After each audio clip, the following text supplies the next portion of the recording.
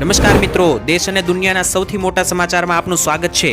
તો આજના તાજા સમાચાર મેળવવા માટે વિડીયોને અંત સુધી જોતા રહો અને આવા જ દરરોજના સમાચાર સૌથી પહેલા મેળવવા માટે આ ચેનલને સબસ્ક્રાઇબ કરવાનું ના ભૂલતા।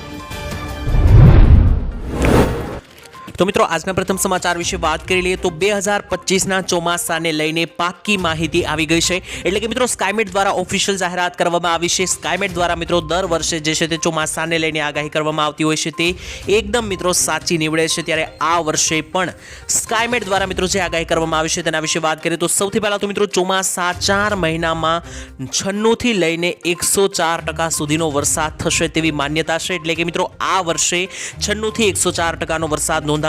તેની સાથે મિત્રો 2025નું ચોમાસું જે છે તે સામાન્ય રહી શકે તેવી પણ આગાહી જે છે તે કરવામાં આવી છે અને ખેડૂતો માટે સારા સમાચાર ગણી શકાય, કારણ કે પાણીની તંગી જોવા નહીં મળે, સામાન્ય જેવું ચોમાસું જોવા મળશે જેવું મિત્રો દર વર્ષે જોવા મળતું હોય છે। સાથે જ મિત્રો સ્કાયમેટ એજન્સીના વડા જીપી શર્માના જણાવ્યા અનુસાર લા નિનોની સ્થિતિ જે છે તે અત્યારે બદલાઈ ગઈ છે, તેથી આગામી ચોમાસાની જે સિઝન છે તે મિત્રો છેલ્લી વખત કરતાં 5% વધુ અથવા ઓછી હોઈ શકે। એટલે કે ગયા વર્ષે જે વરસાદ નોંધાયો છે તેની કરતાં 5% વધારે વરસાદ નોંધાઈ શકે અથવા તો ઓછો વરસાદ નોંધાઈ શકે। સામાન્ય અથવા સામાન્યથી વધુ વરસાદ થાય તેવી 80% શક્યતા છે। એટલે કે જે મિત્રો દર વર્ષનું જેવું ચોમાસું સામાન્ય રહે અથવા સામાન્યથી થોડો વધારે વરસાદ થાય તેના 80% ચાન્સ છે, જ્યારે દુષ્કાળ જવાના માત્ર ને માત્ર 5% ચાન્સ છે। એટલે કે આ વર્ષમાં દુષ્કાળ પડે તેના માત્ર 5% ચાન્સ છે, જેની સામે 80% એવા ચાન્સ છે કે આ વર્ષનું ચોમાસું ખૂબ સારું જશે, જેથી ખેડૂતોએ કોઈ ચિંતા કરવાની જરૂર નથી। તો ત્યાર પછીના મહત્વના સમાચાર મિત્રો જોઈ લે તો સિમ કાર્ડને લઈને મોટા સમાચાર। સિમ કાર્ડ ધારકો ધ્યાન આપે। જો મિત્રો તમે પણ મોબાઈલ ફોનની અંદર સિમ કાર્ડ વાપરો છો તો સિમ કાર્ડને લઈને ખૂબ જ મહત્વના સમાચાર આવી રહ્યા છે। દેશમાં 120 કરોડ મોબાઈલ યુઝર્સો જે છે તે જૂના સિમ કાર્ડના નિષ્ક્રિય થઈ શકે। એટલે કે તમારા જૂના જે સિમ કાર્ડ છે તે નિષ્ક્રિય થઈ શકે, કારણ કે ગૃહ મંત્રાલય હેઠળ કામ કરતી એજન્સી NCSC દ્વારા કરવામાં આવેલી તપાસમાં જૂના સિમ કાર્ડને બદલવાની વાત કરવામાં આવી છે। રિપોર્ટ અનુસાર મિત્રો જેટલા પણ જૂના સિમ કાર્ડ છે તે ચાઇનાની કંપનીઓ દ્વારા બનાવવામાં આવ્યા છે, જેના કારણે દેશની સુરક્ષા ભંગ થવાનો ભય છે, એટલે કે ડર છે। ત્યારે NCSCએ ટેલિકોમ કંપનીઓને વપરાશ કરનારાઓના જૂના સિમ કાર્ડ બદલવા કહ્યું છે।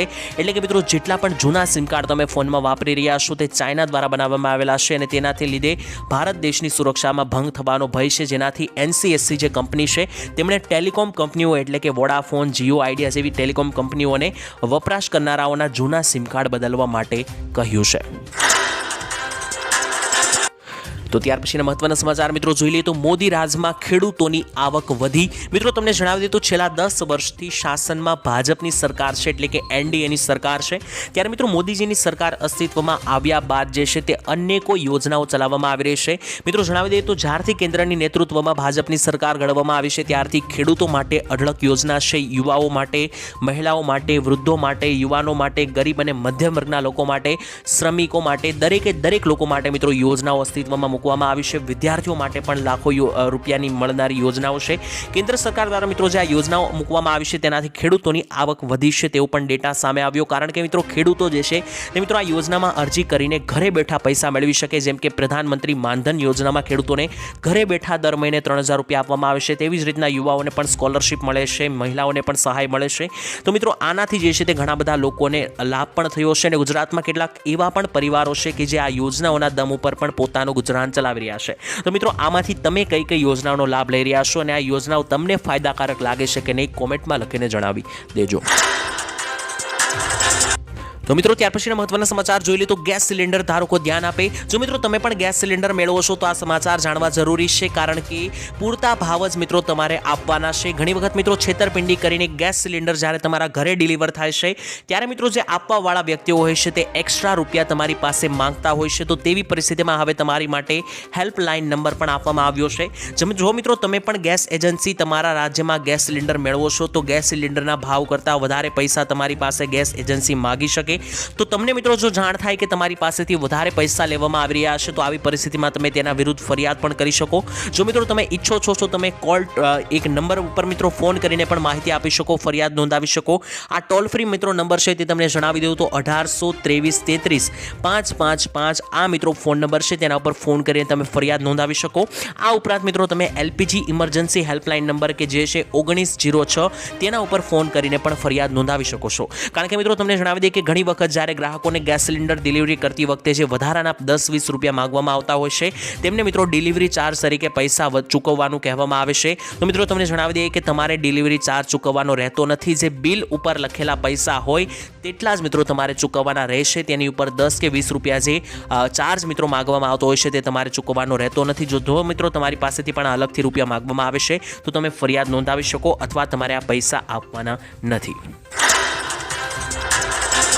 તો ત્યાર પછીના મહત્વના સમાચાર જોઈ લીધો. સ્માર્ટ મીટરને લઈને વિરોધ પ્રદર્શન જોવા મળ્યું. મિત્રો સ્માર્ટ મીટર નામનું ગલકું જે છે તે હજુ પણ ત્યાંનું ત્યાં પડેલું છે. એટલે કે મિત્રો તમને સચોટ માહિતી આપું તો સ્માર્ટ મીટર અંગે છેલ્લા 1.5 વર્ષથી જે છે તે વિરોધ પ્રદર્શન ચાલી રહ્યા છે. છતાં પણ આ મિત્રો સ્માર્ટ મીટરનું ગલકું હજુ પણ ત્યાં ફસાયેલું જોવા મળ્યું. સુરત શહેરમાં મિત્રો સ્માર્ટ મીટર વીજળી લગાવવા મુદ્દે જે છે તે ભૂતકાળમાં પણ વિરોધ થયો હતો અને આજરોજ પણ વિરોધ પ્રદર્શન થયું. શહેરના જુદા જુદા વિસ્તારોમાં મિત્રો લોકોએ સ્માર્ટ મીટર લગાડવા મુદ્દે આક્રોશ વ્યક્ત કર્યો છે. કારણ કે સ્માર્ટ મીટર સામેનો રોષ હજુ પણ મિત્રો શાંત થયો નથી. મંગળવારે પાલનપુર વિસ્તારોની અંદર મિત્રો એક સોસાયટીમાં મંજૂરી લીધા વગર સ્માર્ટ મીટર લગાડવામાં આવતા સ્થાનિકોએ ભારે હોબાળો મચાવ્યો હતો. વીજળી કંપનીના અધિકારીઓ મિત્રો બપોરના સમયે આવીને સ્થાનિકોને ધમકાવીને સ્માર્ટ મીટર લગાડતા હોવાનો આક્ષેપ પણ કરવામાં આવ્યો હતો. ત્યારે મિત્રો તમને જણાવ્યું કે સ્માર્ટ મીટરને લઈને જે છે તે લોકોમાં એટલા માટે વિરોધ છે કારણ કે ઘણા બધા લોકોને એવું માનવું છે કે સ્માર્ટ મીટરની અંદર જે છે તે વધારે બિલ આવતું હોય છે. તેના માટે મિત્રો લોકો જે છે તે સ્માર્ટ મીટરની જગ્યાએ સાદા મીટર જ રાખવા તેવી માંગ કરી રહ્યા છે. મિત્રો તમારું શું કહેવું છે? સ્માર્ટ મીટર જ રાખવા જોઈએ કે સાદા મીટર જ રાખવા જોઈએ? કોમેન્ટમાં લખીને જણાવી દેજો. અને મિત્રો નવા જેટલા પણ હવે વીજળીના મીટરના કનેક્શન લેશે તે દરેક લોકોએ ફરજિયાત સ્માર્ટ મીટર મૂકવવા પડશે તેવી પણ જોગવાઈ થઈ છે.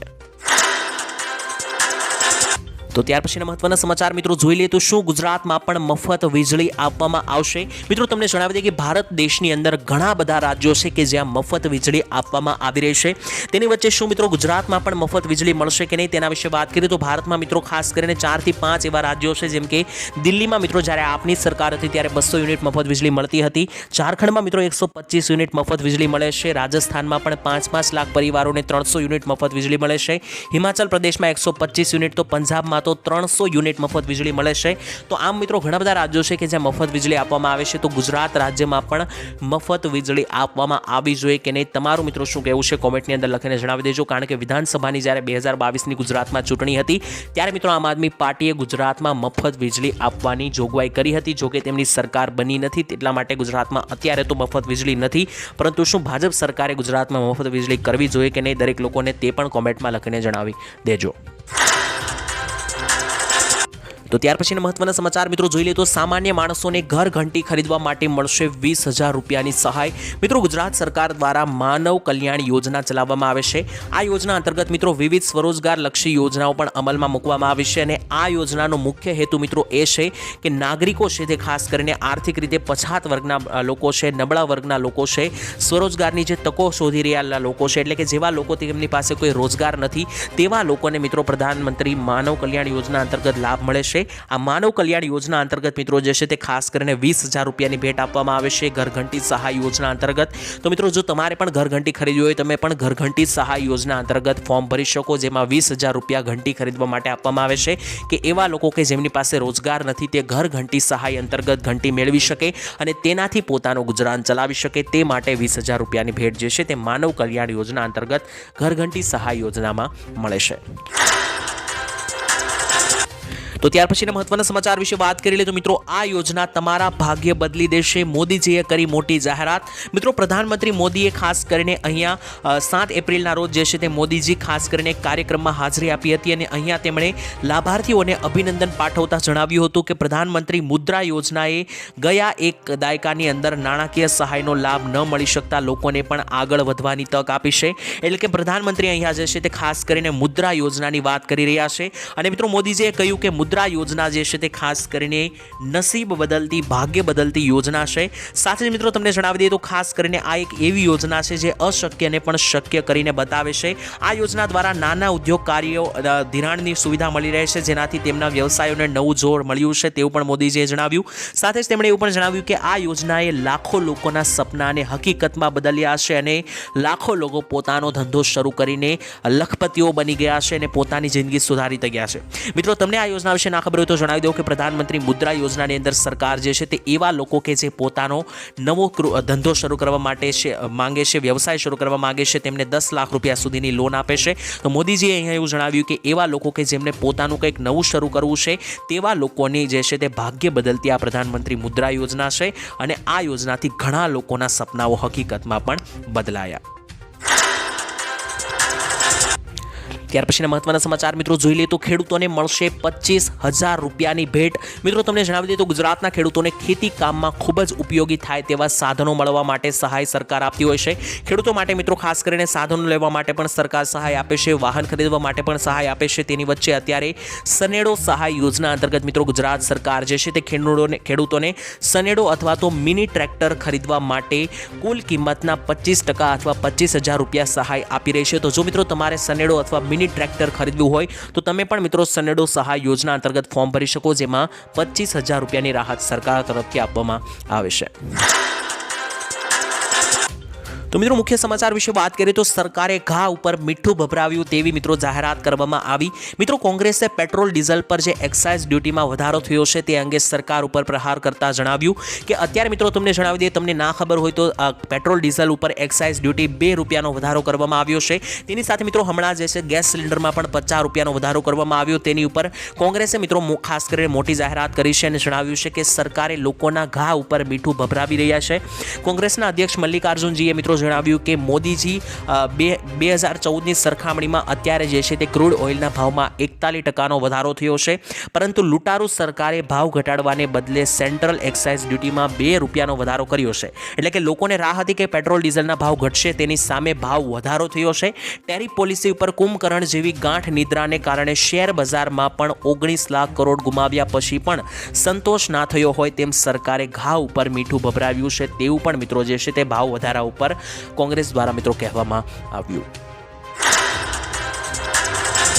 ત્યારબાદના મહત્વના સમાચાર મિત્રો જોઈ લઈએ તો શું ફરી એકવાર 2008 જેવી મંદી આવશે? મિત્રો તમને જણાવી દઈએ તો અત્યારે જે છે તે મોંઘવારી અને મહામંદી બંનેનો માહોલ ચાલી રહ્યો છે. હાલમાં મિત્રો અત્યારે જે છે તે અર્થવ્યવસ્થા ઉપર ઘણા બધા સંકટો મંડાયેલા છે. તેને લઈને મિત્રો જણાવી દઈએ તો અત્યારે સોશિયલ મીડિયા ઉપર એક શબ્દ ખૂબ જ વાયરલ થઈ રહ્યો છે, તે છે મહામંદી. આ શબ્દ મિત્રો એટલી હદે વાયરલ થઈ રહ્યો છે કારણ કે ડોનાલ્ડ ટ્રમ્પના જે ટેરિફો લાદવામાં આવ્યા ત્યારબાદ દરેક વિશ્વના દરેક દેશોની અંદર સ્ટોક માર્કેટ એટલે કે શેર બજારમાં મોટો ધડાકો જોવા મળ્યો. તેને લઈને મિત્રો લોકોને એવું કહેવું છે કે શું ફરીવાર 2008 જેવી મંદી આવશે? તો મિત્રો હાલમાં વૈશ્વિક અર્થવ્યવસ્થા ઉપર ઘણા બધા સંકટો છે. જણાવી દઈએ તો પહેલું તો મુખ્ય કારણ એ હતું કે રશિયા અને યુક્રેન વચ્ચે જે યુદ્ધ ચાલી રહ્યું હતું તેને લઈને પણ મિત્રો અપડેટો જોવા મળી હતી, આ મંદી જોવા મળી હતી.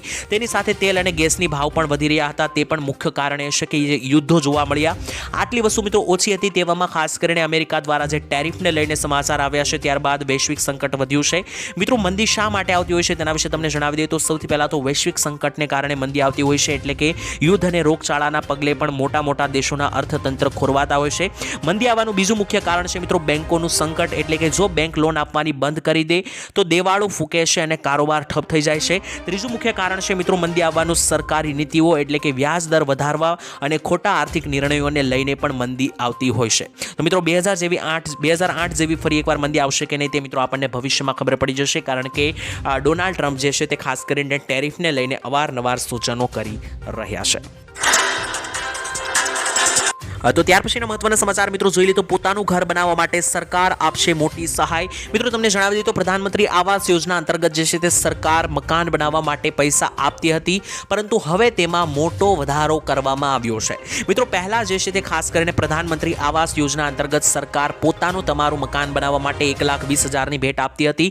હવે તેને 50,000 રૂપિયાનો વધારો કરીને 1,70,000 રૂપિયાની રકમ કરવામાં આવી છે. તો જો તમારે પણ તમારું નવું ઘર બનાવવું હોય તો 1,70,000 રૂપિયા સુધી રકમ જે છે તે તમે મેળવી શકો. તેના માટે તમારે પ્રધાનમંત્રી આવાસ યોજના અંતર્ગત નોંધણી કરવાની રહેશે. તો ભાવ વધતા, મોંઘવારી વધતા લોકોમાં ભારે રોષ જોવા મળ્યો. મિત્રો તમને જણાવી દઈએ તો ખાસ કરીને 7 અને 8 એપ્રિલના રોજ જે છે તે ગેસ સિલિન્ડર પેટ્રોલની અંદર જે ભાવ વધારો કરવામાં આવ્યો એક સાથે, અને ખાસ કરીને મિત્રો જે એક સાથે આ ભાવ વધ્યા છે તેને લઈને લોકોમાં રોષ જોવા મળ્યો.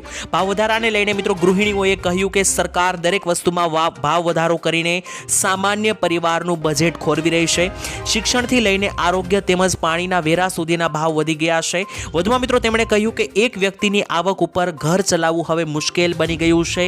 ગરીબ અને મધ્યમ વર્ગની સરકારને ચિંતા જ નથી તેવું પણ લોકોએ જણાવ્યું. સાથે જ મિત્રો ગૃહિણી શિવાંગી બેને કહ્યું કે આજના સમયમાં મોંઘવારી દરેક વસ્તુમાં વધી ગઈ છે. તે લાઇટ બિલથી લઈને મુસાફરીથી લઈને, એટલે કે મિત્રો સરકારે હમણાં થોડા દિવસ પહેલાં ખાસ કરીને એસટી બસના ભાડામાં પણ વધારો કર્યો હતો. તેથી મુસાફરીથી લઈને પાણી, વેરા બિલ, શિક્ષણ અને સાથે સાથે હવે ગેસ અને પેટ્રોલના ભાવ પણ વધી ગયા છે. મોંઘવારી વધતી જાય છે, તેના કારણે સામાન્ય માણસનું બજેટ જે છે તે ખોરવાઈ રહ્યું છે. તો મિત્રો આ અંગે તમારું શું કહેવું છે કોમેન્ટમાં લખીને જણાવી દેજો.